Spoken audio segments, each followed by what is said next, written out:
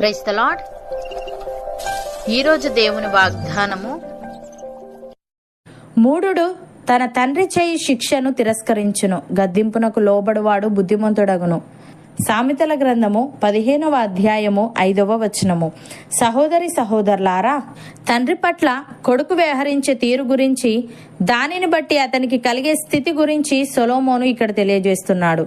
ఏ కుమారుడైతే తన తండ్రి చేసే శిక్షను తిరస్కరిస్తాడో అతడు మూర్ఖుడని, ఏ కుమారుడైతే తన తండ్రి గద్దింపునకు లోబడతాడో అతడు బుద్ధిమంతుడవుతాడని చెప్తున్నాడు. ప్రియులారా, బుద్ధిమంతుడిలాగా శిక్ష, దిద్దుబాటు అనేవి తన మంచికి అని మూర్ఖుడు గ్రహించలేడు. ఎందుకంటే అతడు తనకు అన్నీ తెలుసునని అనుకుంటాడు. మూర్ఖుడిని మూర్ఖుడు అని ఎవరూ నిరూపించాల్సిన అవసరం లేదు. అతడు క్రమశిక్షణ మరియు దిద్దుబాటును తృణీకరించినప్పుడు తనను తానే మూర్ఖుడిగా నిరూపించుకుంటున్నాడు. దీనికి విరుద్ధంగా బుద్ధిమంతుడు తన తండ్రి సలహాను కోరుకుంటాడు మరియు అతడు స్వీకరించగల ఏదైనా సలహాను ఆసక్తిగా వింటాడు. అతడు దిద్దుబాటు, క్రమశిక్షణ వల్ల బాధపడడు.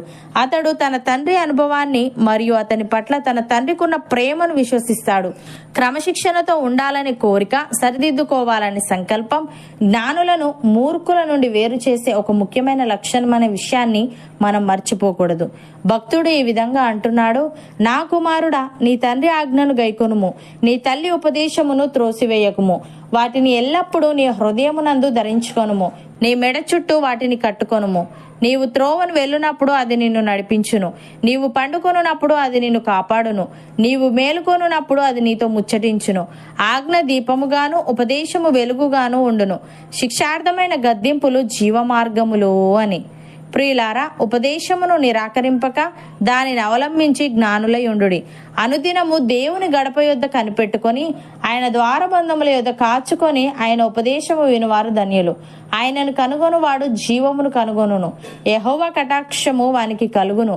దేవుడు ఈ విధంగా అంటున్నాడు: ఉపదేశము మీద మనస్సు నుంచుము, తెలివిగల మాటలకు చెవియొగ్గుము. నీ బాలురను శిక్షించుట మానుకొనకుము, బెత్తముతో వాని కొట్టినేడలా వాడు చావకుండును. బెత్తముతో వాని కొట్టినేడలా పాతాళమునకు పోకుండా వాని ఆత్మను నీవు తప్పించెదవు. నా కుమారుడా, నీ హృదయమునకు జ్ఞానము లభించిన ఎడల నా హృదయము కూడా సంతోషించును. నీ పెదవులు యథార్థమైన మాటలు పలుకుట విని నా అంతరింద్రియములో ఆనందించును.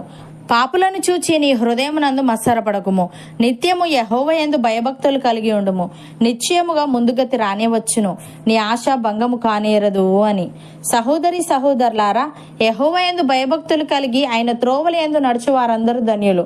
నిశ్చయముగా నీవు నీ చేతుల కష్టార్జితమును అనుభవించెదవు. నీవు ధన్యుడవు, నీకు మేలు కలుగును. నీ లోగిట నీ భార్య ఫలించు ద్రాక్షావల్లి వలె నుండును. నీ భోజనపు బల్ల చుట్టూ నీ పిల్లలు ఒలీవ మొక్కల వలె నుందురు. యెహోవా యందు భయభక్తులు గలవాడు ఇలాగు ఆశీర్వదింపబడును. సియోనులో నుండి యెహోవా నిన్ను ఆశీర్వదించును. నీ జీవితకాలం అంతయు యెరూషలేమునకు క్షేమము కలుగుట చూచెదవు. నీ పిల్లల పిల్లలను నీవు చూచెదవు. ఇజ్రాయేలు మీద సమాధానం ఉండును గాక. అవును అన్నవారు నాతో పాటు ప్రార్థనలో ఏకీభవించండి. పరిశుద్ధుడా, ప్రేమగల తండ్రి, మూఢుడు తన తండ్రి చేయి శిక్షను తిరస్కరించునని, గద్దింపునకు లోబడువాడు బుద్ధిమంతుడగునని నీవు తెలియజేశావు. తండ్రి, నీకు స్తుతులు.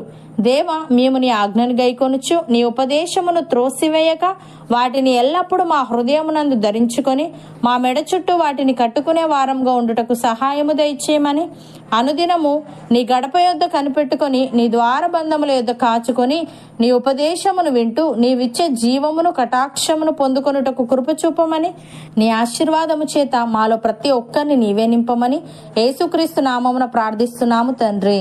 ఆమెన్.